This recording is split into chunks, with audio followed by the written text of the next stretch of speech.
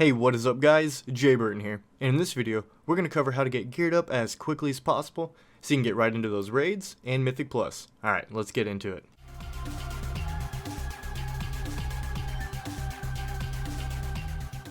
Now before we get started, this is going to be a lengthy video guys, so please check the description down below for the timestamps if you do want to skip around.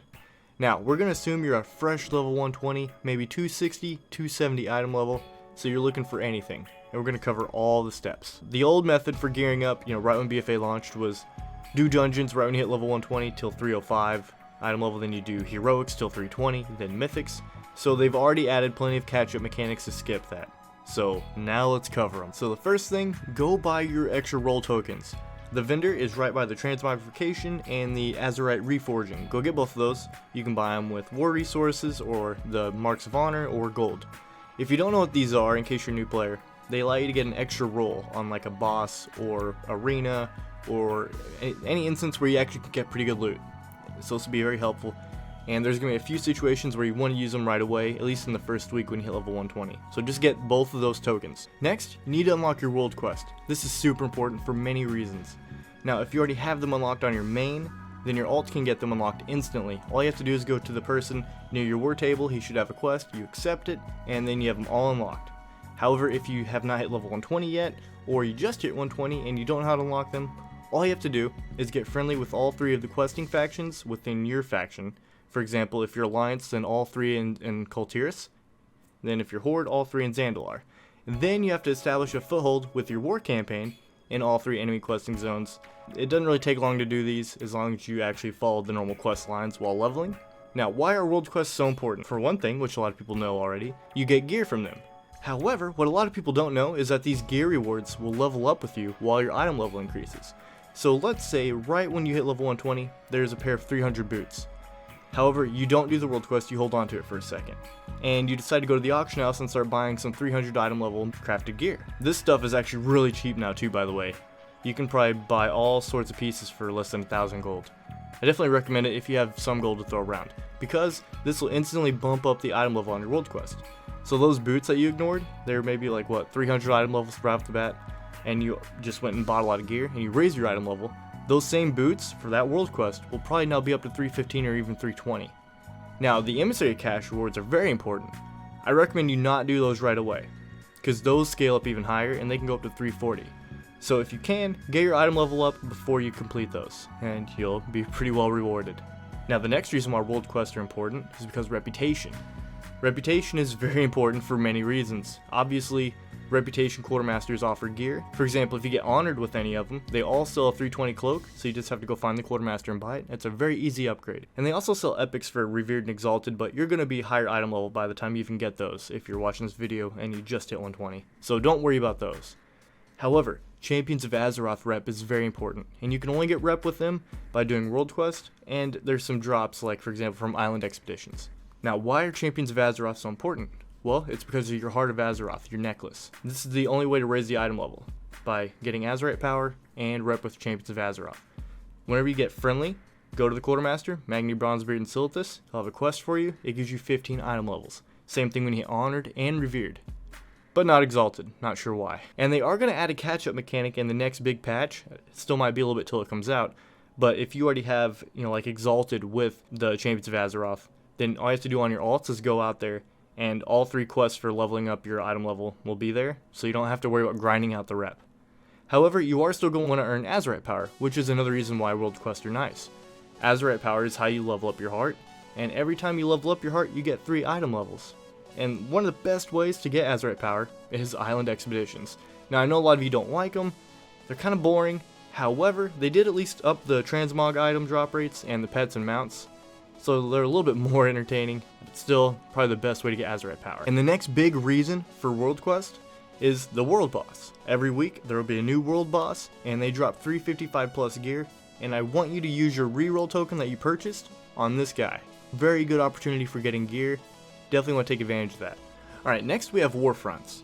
Now these I'm going to take a little bit to talk about, because Blizzard did not do a good job at actually explaining them to people, and many people are confused about how they actually work. So, they're divided up into 3 phases. First phase is the contribution phase, and the second, the scenario or attacking phase, and the third one is the controlling phase. So, during the contribution phase, you don't actually get gear from this, unfortunately. However, if you do hit 120 and this is the week you're on, I recommend you still participate, because there will be about 10 quests you can do. They involve turning in some type of profession item, and you'll gain 500 azeroth power and 150 honor bound rep or 7th legion rep. So when you have that many quests and you get that much azeroth power, you're going to have a great start at getting your Heart of Azeroth leveled up right away. Now the next phase, the scenario or attacking phase, you unfortunately have to be 320 item level to participate, but it does not take long at all to hit that item level. And if you do hit 320, you need to really take advantage of this. You'll have a quest to do it, like at least do it once, and you'll get a random 370 piece of gear. And every time you complete the scenario, you'll get a random 340 piece of gear. So it's worth to actually just spam it. Once you get 320, just keep going in. Now the next phase is the controlling phase. This is when you actually have control of it, and there will be a world quest out there that you can do. It's actually a world boss, and this world boss drops 370 plus of gear. This is where you're going to want to use your second reroll token. This guy, he can drop some high stuff, especially if they Titan Forge. I saw somebody get it was like a 395 trinket. And then I want to cover all the rare spawns. You don't have to control Arathi, you don't have to be in any specific phase to be able to do the rare spawns. However, if your faction doesn't actually have the attacking phase or the control phase, you won't have a portal, so you have to actually head out there yourself, which isn't that hard. But anyways, there's over 20 rare spawns out in Arathi Highlands. They all have a chance to drop 340 pieces of gear. And they also have mounts and pets, but we only care about the gear. Now there's an add-on called Handy Notes, and then there's an extension, Handy Notes Arathi Rares. I recommend you get them both. It'll show you exactly where they're at. You really need to farm them. Easy pieces of gear. No matter what week it is going on with the Warfront, right when you hit 120, you need to head out there and start farming those rare spawns. Now they're not daily. You can get credit from the rare spawns once it's a full cycle through the whole Warfront. Next, I want to talk about gearing up through PvP. Now, what a lot of people don't know is your very first arena win will give you a random 340 piece of gear, and it can Warforge or Titan Forge. So it's not that hard to get just one win. I mean, you may have to fish through quite a few losses, but these 2v2s typically go really fast. And you can also even type in trade chat, want to buy 2's win, maybe pay like somebody like 4,000 gold or however much. You'll probably get somebody who whisper you. Or list yourself up in the looking for group for arenas. Just say like chill 2's or whatever, and you should have people sign up. It's not hard to get just one win, okay? You can do it. Once you get that win, you'll move on. Easy ways to do it: run double DPS, run the most herp derp comp. If you're a warrior, maybe grab a rep pally or a hunter. Just try to zerg somebody down. You keep trying to, eventually your ratings are going to drop low enough to where you'll be able to do it. You don't have to do this step, but just easy 340 piece of gear. And then also there's the PvP Brawl. You'll get a quest as soon as you go into a PvP Brawl, and when you complete that quest, you'll get a random 340 plus piece of gear. They're pretty random, they're hard to predict, but they can be pretty fun. So I recommend you also get into those. And then of course there's Raid Finder. Can't leave out the Raid Finder. When you have 320 item level, you can queue up to Raid Finder. And I think from when I'm posting this video, Wing 2 in Raid Finder should be out. However, regardless, you need to do all the bosses you can in Raid Finder. They all drop 340 plus pieces of gear. If you do still have a reroll token, maybe you didn't have that Warfront up, so you still have one left, I recommend you at least use it in the Warfront. Easy gear, except for Mother, the second boss in LFR. A little bit challenging, probably take a wipe or two.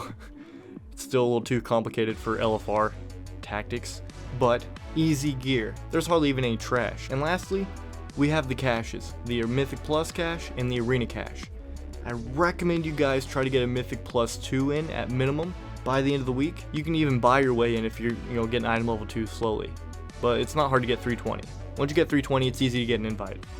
Just get that Mythic Plus cache at minimum. To get Conquest capped, you don't have to just do arenas. There's multiple ways to earn Conquest. You can do random BGs every day. Make sure you do the random BG, the random epic BG, do an arena skirmish. Lots of ways to get Conquest.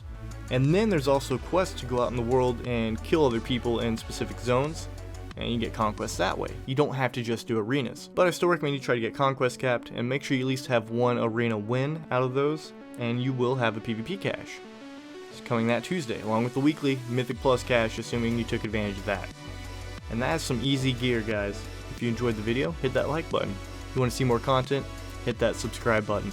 And if you would like to help support the channel directly, consider becoming a patron at patreon.com/jburtonsemo. I'll have a link down in the description below. But regardless, guys, thank you for watching.